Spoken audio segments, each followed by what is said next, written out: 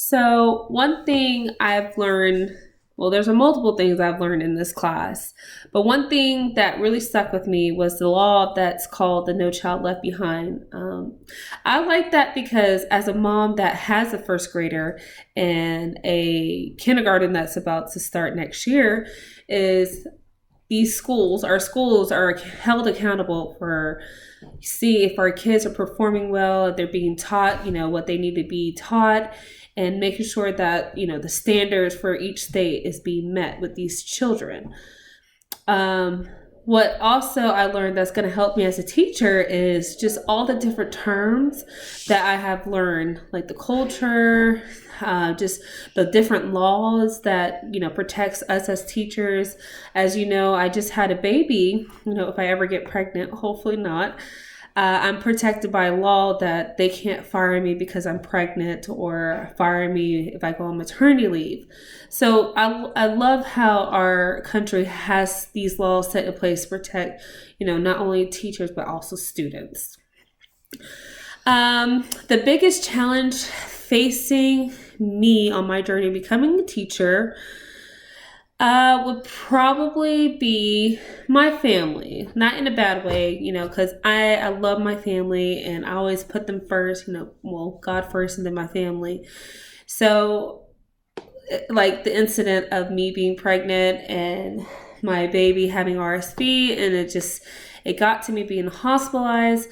So I could see that being my biggest challenge is, when life gets in the way and you can't complete assignments on time or do things on time.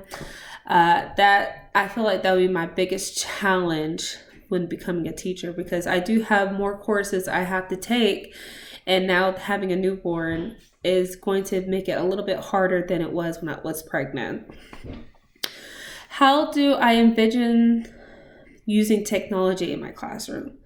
I would think I would be using technology in my classroom a lot, because I just know in my generation it wasn't a big thing, but now in today's generation, technology is a big part of kids. Like I said, I have a first grader. He loves playing the Xbox. He loves his tablet. And I understand this will help them be captivated in learning things. So I feel like technology would be a big part, but I wouldn't be using it heavily where I'm dependent on it. I can't teach a lesson without technology, but I will definitely incorporate it in my lesson plans and, just to make things fun. It's actually my son, he has this new homework thing he does every night. It's called Prodigy. And it's, he's a little wizard. He gets to answer math questions, and then he has his whole village for reading. It's something fun he can do, but he's actually learning too. So I really do like technology like that to keep kids, engaged and keep kids, entertained and not get bored, because, back in my time, we didn't have those fun things, it was just a piece of paper, do your math homework, read your books, and that's it. But now I feel like if I did have the resources as what my son has now, I really feel like I would have fell in love with math a long time ago, and not now, in my 20s. So yeah, I do feel like technology would be a big part in my classroom.